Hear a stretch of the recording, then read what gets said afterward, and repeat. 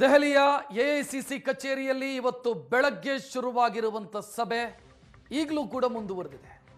ಮುಖ್ಯಮಂತ್ರಿ ಮತ್ತು ಉಪಮುಖ್ಯಮಂತ್ರಿ ಜೊತೆ ವರಿಷ್ಠರ ನಿರ್ಣಾಯಕ ಸಭೆ ನಡೀತಾ ಇದೆ.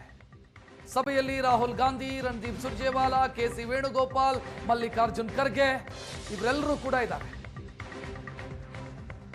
ರಾಹುಲ್ ಖರ್ಗೆ ಅವರ ಮುಂದೆ ರಾಜ್ಯ ರಾಜಕಾರಣದ ಬೆಳವಣಿಗೆಗಳ ಬಗ್ಗೆ ಮಾಹಿತಿಯನ್ನ ಮುಖ್ಯಮಂತ್ರಿ ಇಟ್ಟಿದ್ದಾರೆ. ಸದ್ಯ ಸಿಎಂ ಜೊತೆಗಿನ ಸಭೆ ಅದಾದ ನಂತರ ಈಗ ವರಿಷ್ಠರು ಮಾತುಕತೆಯನ್ನು ನಡೆಸ್ತಾ ಇದ್ದಾರೆ. ಬಳಿಕ ಡಿಕೆ ಶಿವಕುಮಾರ್ ಅವರನ್ನ ಮಾತುಕತೆ ಕರೀತಾರೆ ಅನ್ನುವಂಥ ಮಾಹಿತಿ ಇದೆ. ಸಿಎಂ ಸಿದ್ದರಾಮಯ್ಯ ಅವರ ಅಭಿಪ್ರಾಯವನ್ನ ಆಲಿಸಲಾಗಿದೆ. ನಾಯಕತ್ವ ಬದಲಾವಣೆ ಮತ್ತು ಕ್ಯಾಬಿನೆಟ್ ರೀಶಫಲ್ ಈ ವಿಚಾರಕ್ಕೆ ಸಂಬಂಧಿಸಿದಂತೆ ಸಿಎಂ ಸಿದ್ದರಾಮಯ್ಯ ಅವರ ಅಭಿಪ್ರಾಯವನ್ನ ಮಲ್ಲಿಕಾರ್ಜುನ್ ಖರ್ಗೆ, ವೇಣುಗೋಪಾಲ್, ರಾಹುಲ್ ಗಾಂಧಿ ಮತ್ತು ಸುರ್ಜೇವಾಲಾ ಆಲಿಸಿದ್ದಾರೆ. ನಾಯಕತ್ವ ಬದಲಾವಣೆ ಯಾಕಾಗಬಾರದು ಅನ್ನೋದಕ್ಕೆ ಸಿದ್ದರಾಮಯ್ಯ ಅವರು ಕಾರಣಗಳನ್ನು ಕೊಟ್ಟಿರುವಂತಹ ಸಾಧ್ಯತೆ ಇದೆ. ನಾಯಕತ್ವ ಬದಲಾವಣೆ ಅನಿವಾರ್ಯ ಅಂತಾದ್ರೆ ಆಯ್ಕೆಗಳು ಯಾವುದು, ಇದರ ಬಗ್ಗೆಯೂ ಕೂಡ ಸ್ಪಷ್ಟತೆ ಕೊಟ್ಟಿರುವಂತಹ ಸಾಧ್ಯತೆ ಇದೆ.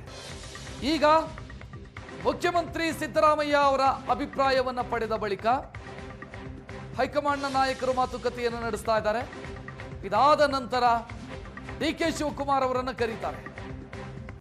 ಇದು ಈ ಕ್ಷಣಕ್ಕೆ ಸಿಗ್ತಾ ಇರುವಂತ ಡೀಟೇಲ್. ಸರಣಿ ಸಭೆ ಇವತ್ತು ಸಂಜೆವರೆಗೂ ಕೂಡ ಮುಂದುವರಿಯುವಂತ ಮುನ್ಸೂಚನೆ.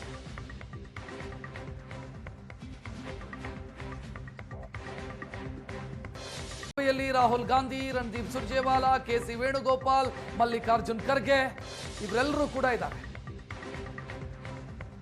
ರಾಹುಲ್ ಖರ್ಗೆ ಅವರ ಮುಂದೆ ರಾಜ್ಯ ರಾಜಕಾರಣದ ಬೆಳವಣಿಗೆಗಳ ಬಗ್ಗೆ ಮಾಹಿತಿಯನ್ನ ಮುಖ್ಯಮಂತ್ರಿ ಇಟ್ಟಿದ್ದಾರೆ. ಸದ್ಯ ಸಿಎಂ ಜೊತೆಗಿನ ಸಭೆ ಅದಾದ ನಂತರ ಈಗ ವರಿಷ್ಠರು ಮಾತುಕತೆಯನ್ನು ನಡೆಸ್ತಾ ಇದ್ದಾರೆ. ಬಳಿಕ ಡಿಕೆ ಶಿವಕುಮಾರ್ ಅವರನ್ನ ಮಾತುಕತೆ ಕರೀತಾರೆ ಅನ್ನುವಂಥ ಮಾಹಿತಿ ಇದೆ. ಸಿಎಂ ಸಿದ್ದರಾಮಯ್ಯ ಅವರ ಅಭಿಪ್ರಾಯವನ್ನ ಆಲಿಸಲಾಗಿದೆ.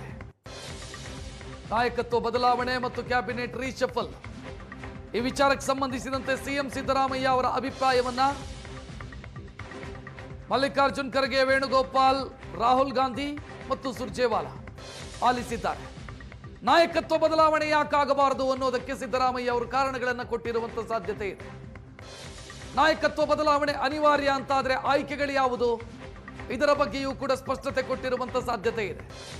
ಈಗ ಮುಖ್ಯಮಂತ್ರಿ ಸಿದ್ದರಾಮಯ್ಯ ಅವರ ಅಭಿಪ್ರಾಯವನ್ನ ಪಡೆದ ಬಳಿಕ ಹೈಕಮಾಂಡ್ನ ನಾಯಕರು ಮಾತುಕತೆಯನ್ನು ನಡೆಸ್ತಾ ಇದ್ದಾರೆ. ಇದಾದ ನಂತರ ಡಿಕೆ ಶಿವಕುಮಾರ್ ಅವರನ್ನು ಕರೀತಾರೆ. ಇದು ಈ ಕ್ಷಣಕ್ಕೆ ಸಿಗ್ತಾ ಇರುವಂತ ಡೀಟೇಲ್. ಸರಣಿ ಸಭೆ ಇವತ್ತು ಸಂಜೆವರೆಗೂ ಕೂಡ ಮುಂದುವರಿಯುವಂತ ಮುನ್ಸೂಚನೆ.